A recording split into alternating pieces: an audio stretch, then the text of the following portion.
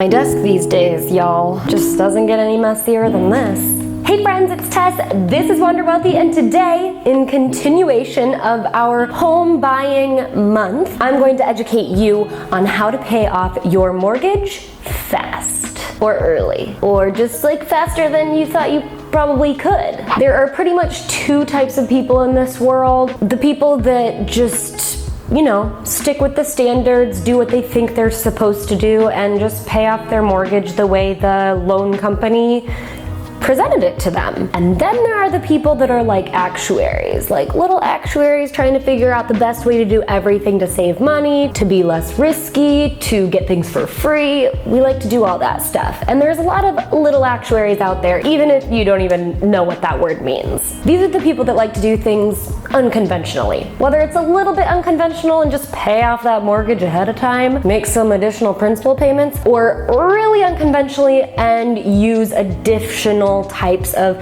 financial tools and instruments in order to pay off your mortgage like super fast. I'm gonna share kind of the whole spectrum of it with you today and try to go surface level and not too deep, because then this video will literally be an hour long. But if you want more, then of course join the Wealthy Wanderers private Facebook group, because you get more when you join the group. Okay, so that was one thing that I want you to do. The other thing I would love for you to do today is like this video, because it really supports my channel, and subscribe so you can come back for more awesome money tips or personal development or travel tips, because I upload new videos on a weekly basis and you don't want to miss a thing. Also, if you hit the notification bell, then you'll actually be notified when I upload videos instead of just be passively subscribed to a channel that you never get informed when there's a new video, which I don't understand the point of, but I digress. So let's get into it. Here are my best and quickest way possible tips on how you can pay off your mortgage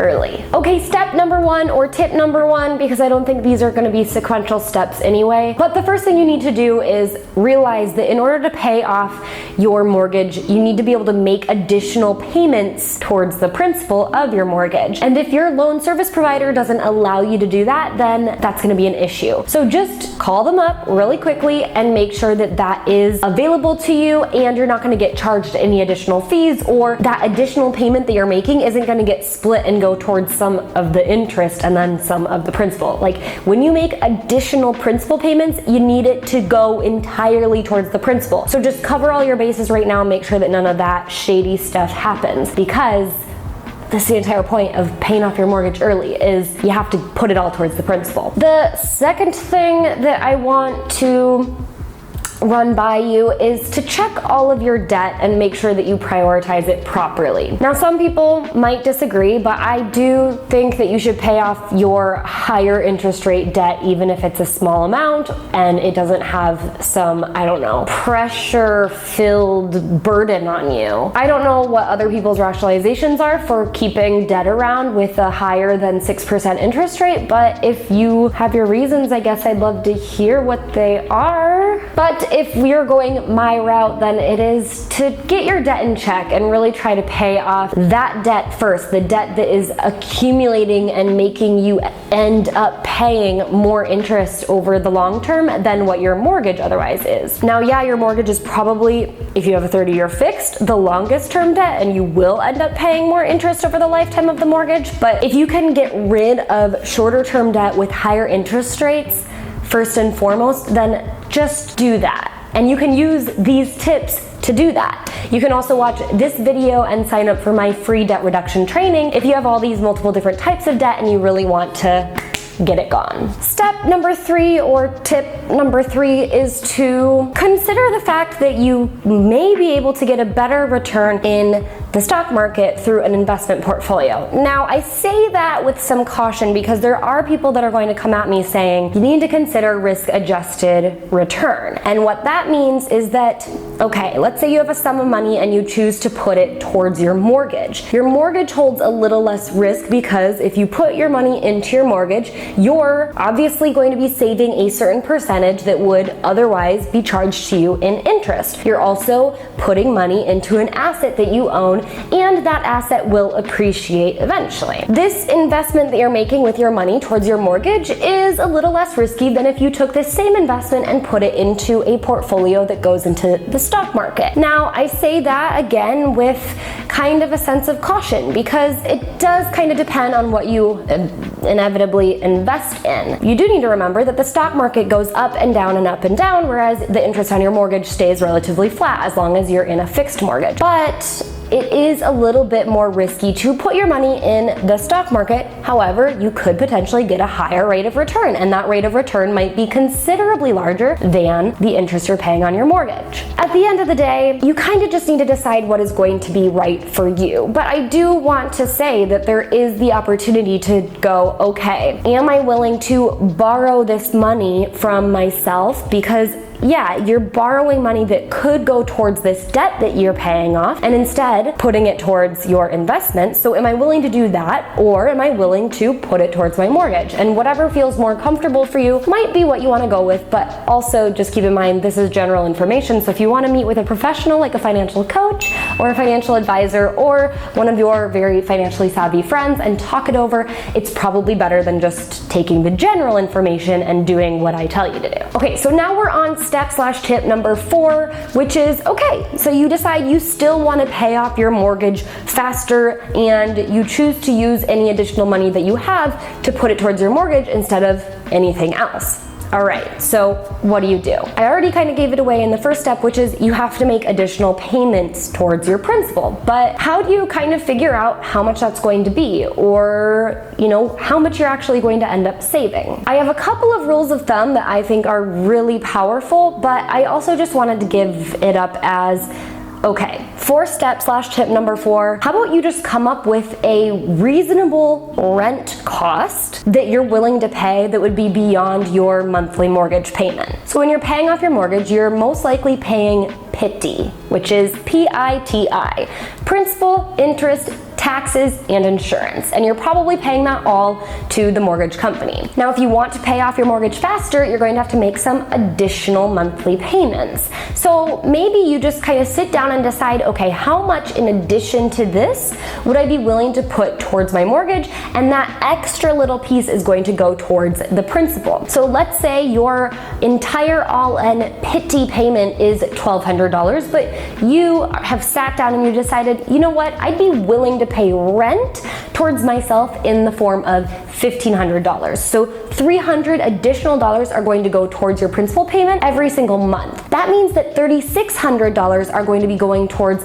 your entire mortgage every single year. And that can get you on a really good pace towards paying off your mortgage super fast. It entirely depends on your numbers, but it could be anywhere from 5 years faster to 10 years faster. And that would save you a lot in interest. My 5th step, and now we're not really in the steps anymore, these are just more tips, and it's kind of a rule of thumb that I just remember since I bought my first condo, was the one that I like to call my mom rule of thumb, because I remember when I was talking to my mom about how annoying it was that I had to pay all this money in interest and that my mortgage was going to last so long. How the heck would I even think to get into a 30-year fixed mortgage? And she had said, you know, if you make one additional payment and you go all in, you make one additional PITI payment, but you put it all towards your principal, you could pay off your mortgage 5 years faster on average than what you would typically pay it off at, which is the 30-year standard fixed term. That got me thinking that, yeah, I could do that. I could set,